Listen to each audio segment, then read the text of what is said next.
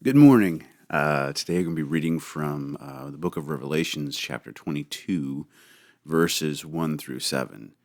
John said, "An angel showed me the river of life giving water, sparkling like crystal flowing from the throne of God, and the Lamb, and of the Lamb down the middle of the street. On either side of the river grew the tree of life that produces fruit 12 times a year, once each month. The leaves of the trees serve as medicine for the nations. Nothing accursed will be found any more. The throne of God of the Lamb will be in it, and his servants will worship him. They will look upon his face, and his name will be on their foreheads. Night will be no more, nor will they need light from lamp or sun, for the Lord God shall give them light, and they shall reign forever and ever." He said to me, "These words are trustworthy and true." And the Lord, the God of prophetic spirits, sent his angels to show his servants what must happen soon. "Behold, I am coming soon. Blessed is the one who keeps the prophetic message of this book." And then I'll be reading from the Gospel of Luke. This is chapter 21, verses 34 through 36. Jesus said to his disciples, "Beware that your hearts do not become drowsy from carousing and drunkenness and the anxieties of daily life, and that the day catch you by surprise like a trap. For that day will assault everyone who lives on the face of the earth. Be vigilant at all times, and pray that you have the strength to escape the tribulations that are imminent and to stand before the Son of Man." Oh, so I'm reading this, and first of all, the reading in Revelation, well, while a lot of it is very dark and very dour, and it talks about, things that have unfolded, things that need to unfold, things yet to be unfolded, depending on how you choose to look at it. This one is just absolutely beautiful. No need for sun or a lamp, because being in the presence of God, that alone will give you the light that you need. And I think that's true even today. You know, um, it was funny because yesterday I was going through things, and I was sitting down and I was watching a show, and something came up, unfortunately, in the show that wasn't appropriate. And my son happened to be there, and so I shut it off, and I looked at him, and I was like, okay, what's going on here? And he's of the age, he's studying theology of the body right now. And so we got to have a great conversation where, as before, and maybe another situation, maybe I would have been ashamed and just shut it off, or maybe, we just kept watching it and just let it roll. It's frustrating because there's so much junk in the media of the world.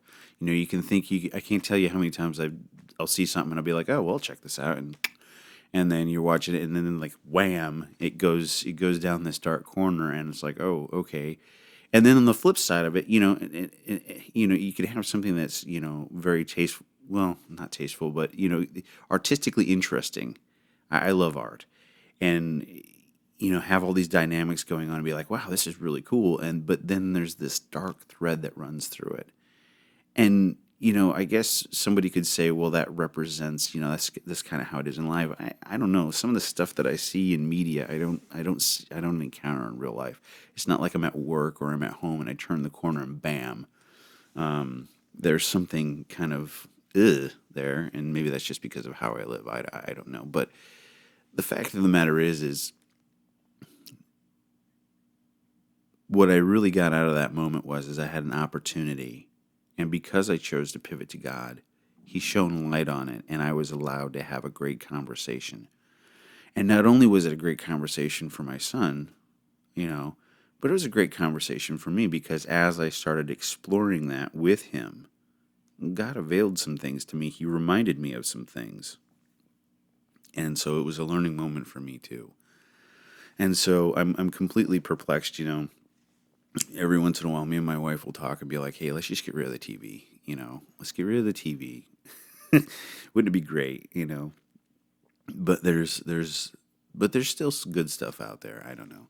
In this second reading, in the Gospel of Luke, I think this kind of is the other side of that same issue for me. Is like, you know, God is the light of the world, and if you turn to Him, He will take care of you, and He will shine a light on things, and He'll help you make sense of things. He'll help you realize what's good, what's not, what to steer clear from, and what to dive into. But you have to be vigilant in His Word. You have to be vigilant in paying attention to Him, because I think a lot of times God is trying to talk to us.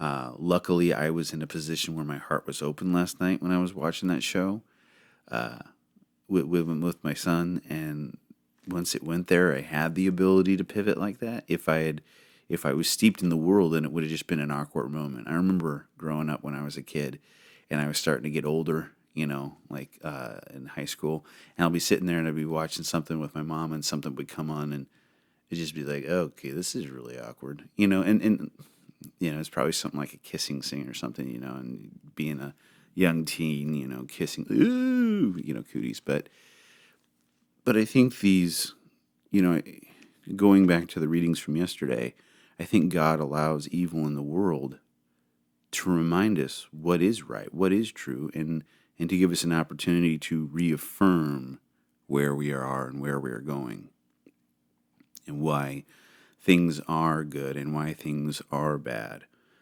And I could really go down a rabbit hole, but I'm not.